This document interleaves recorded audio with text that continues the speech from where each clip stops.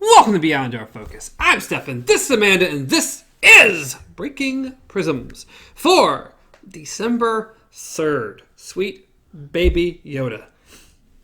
Yes, we have made it to December. December 3rd. This year has just disappeared into the dust. The first breaking prism of the new month. The last new month. This is where we go over Black Mirror, which is all out there. You should go check that out. We go over Love, Death, and Robots out on Thursdays. We are on the 15th episode, I think. Really? I thought we were way farther than that. No. It's only 18 episodes. Oh, that's right. I was thinking of the Twilight Zone. My bad. So we're on the 15th episode of that. Go check that out. But today we are going over The Twilight Zone, episode 31, called The Chaser. Yay! And this is not someone chasing someone the whole episode. No. Kind of. Kind of like, what was the one we watched? I don't know. What is the one we watched? It was the really good one with the woman driving the car and she keeps the hitchhiker. Hitchhiker, yeah. What's Hitchhiker? The Hitchhiker, maybe. Not really chasing her the entire time, but following works. I like that episode. Works. Yeah, it was really good. Still, I think it comes down to one of my favorite episodes of the season so far. And we didn't even rate that one. No. That's not what we were rating. Anyways, this is about a man deeply, deeply in love and gets a love potion. Yes. That's what the episode's about. Pretty much will do anything to have this woman give her love to him. Yeah. So it's interesting because we start off and the episode starts off when we see a gentleman making a phone call with a line of people. And then a very loud gentleman coming into the bar or whatever it was. I don't even know what it is. And we only see it briefly there. Because the lady was carrying boxes. Desperately to make a phone call. Yes. Needing desperately. And we follow this guy. It's like, okay, this is our man. This is him. And he buys his way up the line of people so he can get to the guy at the telephone. And then we find out, oh, no. The guy we're following is the man in the booth. Yes. Not the loud, rambunctious man who we followed up here. No. The man in the booth who's hopelessly making phone calls over and over and over. The man on the end was like, he's making another call. And the woman's like, yeah, that's his fifth one. So he's been just dialing the same number over and over again with a busy tone. And so it's interesting. We get to watch this man buy his way up. Yes. A buck, and then the last lady decides to make a bargain. You're like, why is first place as good or should be worth the same price as third? Yes. $2. $2. And at the moment we had paused it just to discuss that beautiful transaction that just happened. And in that moment it was paused perfectly so you could see the second guy's face. And he has that look of, why didn't I think of that? It's like, why didn't I bargain for a little more money? Which, I mean, a buck was worth a lot more back in 1960 or 61, whatever it is at the moment. The thing I didn't know is that payphones and stuff. Okay, it's been forever since I've used a payphone, but I know I've used one in my life. I didn't know it gave you your money back even if the call was busy. Because he was clearly... have no earthly clue. Because truthfully, I don't think I've ever actually physically used a payphone. Because clearly he kept putting the same quarter back in. I didn't pay that close attention. And so I'm thinking, I could have swore that no matter if it goes through or not, if you put in there and dial the number, and even if it goes to the operator, like, this number is disconnected, your money is gone. I mean, well, that was 1960. You would have used one like 1990 something. There's 30 years of telephones where so they got greedy. Exactly, like everything else. This is true. Sad truth of the world. But yeah, it's about him getting, the gentleman who invades the booth finally and like, hey buddy, you gotta get out of here. You know who can help you? This showman can help you. Go see this guy. And then we go see the guy, the professor. Oh, let me rephrase that. Professor Damon. Yes. And then that's pretty much where things happen. Yes. And so yeah, it's about him getting a love potion from Professor Damon. Yes. And Professor Damon is probably the best part of this episode, in my opinion. He's very intriguing. He's very interesting to listen to and watch on screen. He very much reminds us both of Christopher Lloyd. Yes. He has The way he talks is like Doc or in the Page Master. He just has a beautiful way of words. Just back and forth, just rhyming things or just naming off lists that just make sense and weird descriptions for things. It's just great. Yes, he was very interesting. I'd watch a whole episode more starring him versus the guy we followed. Yeah. But yeah, it's about him finding love. Or this young gentleman finding love. Buying the love potion. Finding love, yeah, we'll go with that. Finding love. Yeah, finding love. Buying love. Yes. So overall, the episode was very entertaining, very interesting. Doc character, the professor character, was really entertaining and really good. The gentleman was perfectly fine through the episode. Yes. The acting for the characters were all great. Even if you don't like their character personally, the actual acting of it was just that much better. Like, if you really disliked a character, it was because the person was playing it really well, not because they were just being so overly, ugh. Yeah. So, yeah, the episode went well. It was really good. We liked it. We liked watching it. We thought the characters were well done. And then we got to the ending.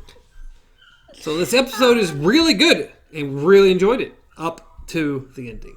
Yes. Which is an issue we seem to have with a lot of episodes now. Yes, within the last 2 minutes, things happened, and we're just not happy. The ending was not satisfying. It wasn't where we wanted things to go, which is the same as the last episode. Yes.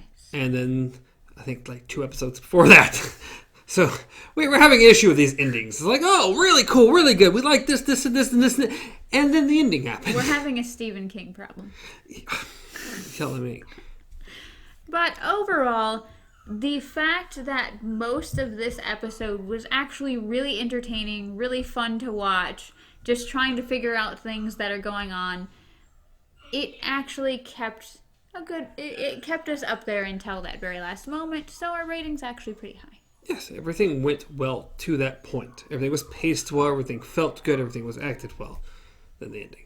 Yes. But yes, so it's going to be, we're giving a solid 4 out of 5 for a really good episode with a really not great ending. Yes.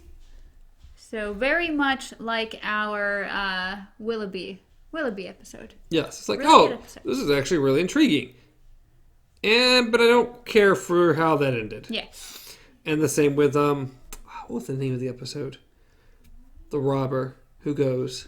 Oh, the time traveling one. I forgot. Well, it doesn't travel time. What are you talking No, about? the guy who dies, gets shot at the beginning and goes to heaven. Oh, okay, yeah. No, I know. I was thinking about the hanging one. Yeah, not that one. No. Yeah, I know what you're talking about. I just can't think Which was really entertaining until the ending. It's like, oh, why'd you have to end it that way? It's like the endings are so rushed. Like, they have really good stories that build, and then suddenly, which can be fine if they're satisfying enough. Yes. But when they're not, it's like, oh, and we're ending. Oh, we're done. Okay, why? We don't know, but that's fine, whatever. But overall, this is definitely an episode that we recommend you go watch. Yes, it was still a very entertaining episode. Still a very good episode. Yes. So, 4 out of 5. Moving on to spoilers for a few minutes so we can discuss a little more why we didn't like it. Go watch. Go watch. I mean, yeah, go watch. Go watch. I mean, go watch. Well, I was going to say things, but then it could be spoilers, so just go watch. And then we'll go to the spoilers. You're back. Wonderful. Now we're moving into spoilers. So, man buys a love potion for $1, and his the professor here decides that, you know what you really want? You want glove cleaner. Yes. Glove cleaner will solve all your problems. It's tasteless, odorless, and it cannot be traced. Exactly. This man talks about this poison like it's nobody's business. It is for which we can assume for $1,000, exactly. And it's like, oh, okay. Now he's like, no, that's not what I want. It's like, I'm deeply, helplessly in love. Yes. It's like, all right, $1. Yeah. buck. It's my cheapest item, and even then it's overpriced. I was just clever. This undying, unconditional, undying, unconditional love. Yes. Buck. Yeah. He pretty much says this woman will follow you around when she's not, being up in your face loving you. She will be staring from across the room lovingly. There's a difference between, I guess, love and infatuation. Yes. And this is not a love potion. This is an infatuation potion. But the kid takes it as a love potion because, one, that's what it was called, and two, because that's what he wants from her. Exactly. Even though he specifically tells the guy that she will have no choice. It'll be just her obsessed, just falling all over you. No matter what. Yes. You can do anything to her. You can cheat on her. You can do whatever you want to her, and she will always forgive you. Is that the kind of love that you want? He's like, I just want her love. Exactly. So we go there. And he tricks her, of course. He pours out this bottle and some champagne, and she drinks it. And, well, bada boom, bada bang. She loves him. Yes. We get a nice as advertised. Crossfade. And we get a nice fade. And we come back, and they've been married for 6 months. Yes. And it's very obvious he is very tired of her. She is kneeling on the floor when we come back, just asking him question after, am I bothering you? Do you want me to do this? Do you want me to rub your feet with ice water? Weird stuff. Any and everything. Just pure infatuation with him and everything. Yeah. And it's very obvious she is very irritating to him, and he is way over it. When you have to go, but I like kneeling at your feet, and he goes, go kneel in a chair. And then she asks, well, what chair? And he's like, it doesn't matter. Just go. Yes. So he makes up an excuse. He's got to go. There's an appointment or blah, blah, blah. He'll be home late. And then he changes him. No, I'll be back soon. Don't worry about it. And goes to visit the professor again. Just to check on him. Just to check on, see how things are going. Let him know everything's fine. It's perfectly fine. And he, of course, brings out the bottle of glove cleaner. And the guy's like, oh, glove cleaner. Yeah, that's nice. And he's like, this is what you came here for. He's like, no, God, no. No way. Not possible. And then, of course, she's driving me insane. She won't leave me alone. But I couldn't do that. I couldn't do that. It's my whole life savings that I happen to have in my pocket ready to go. Be just like, oh, I would never. And then, is it painless? Exactly. Like, oh, you buddy. You know that's what you're going for. And it's like, okay, all's good. And we get back to the apartment, more champagne, puts in the glass, and this is where the episode goes down. Yes. Right here. So we will pause for a minute to tell you that even though this episode has a very, I would say predictable. It was a predictable episode as far as any time a love potion is ever used, you automatically know it's going to go horribly wrong. It's going to go in this direction. Still entertaining. But this is where we had to kind of guess, play around with ideas of what we thought might happen. How are they going to end it? Yeah. We had ways we wanted to end it. We have ways we think would be better to end it. And then there's the way they chose to end it. Yes. Which was like, hey, champagne. And he takes it and he's moving around. It's like, he's totally going to hand her the wrong one. He's going to drink the potion. He's going to die. Because he deserves it at this point. If he's willing to kill her after he made her fall in love with him. Yeah. He deserves this. My original theory that she was going to end up with the professor and she was going to kill him. Because I thought that would have been interesting. Yeah. But that didn't happen either. It was you thinking she would go to the professor. I was thinking she'd just flat out kill him some other way. Just like, oh, if I can't have you, no one can. Stab, or something. I would have loved for her to get the glove cleaner. Yes. Like him to really just blow her off. And she like, I don't know what's wrong. And she find the card or something. Yes. And go to the professor. And he's like, this will solve all your problems. Give him this and it'll fix everything. Yes. And not knowing that it would kill him, but thinking it would fix things because it will fix things. Yes. Her killing him would have been really interesting. Yes. What goes around comes around. You did this to her. She did it back, but you died. Yes. Poor you. And then the other thing is that we thought maybe while they're sitting there switching glasses, I was like, I hope he gets the wrong one. I hope just in his little turnaround thing, he just... Which seemed like that where they might go. But no, we get the glasses and everything, and bada boom, bada bang. He's about to give it to her, and she pulls up a knitted sock. And what does she say? What does she call it? She says a little bunny. A little bunny. Yeah, and she pulls up a little knitted sock. And it's like, oh, she's pregnant. And he drops the glasses on the floor, and you hear this like hissing noise, like it's melting through the floor. Yes. And like, oh, I could never. Yes, I could never. And then, strangely enough, we pan over to the balcony where the professor has appeared magically, shoots out a little smoke heart, and disappears. I'm like, was that needed? In a matter of about 2 minutes or less, we go, okay, poison. Oh, little bunny booty, drops glass, passes out. There's Mr. Damon just chilling on their porch. The end. Yeah, and it's like, that's really, really disappointing. Because, okay, she has a baby. That ending it with her telling him and him just giving up and like, I guess I'm just going to have to accept her loving me forever. Yeah, pretty much he is now doomed to be with this woman who's obsessed with him forever just because they have a child together. Which, I mean, just deserves whatever, but... Yeah, it wasn't satisfying. No. Or at least for us, it wasn't satisfying. We were talking about this as far as last episode, we were saying, hey, the suicide wasn't the way to go.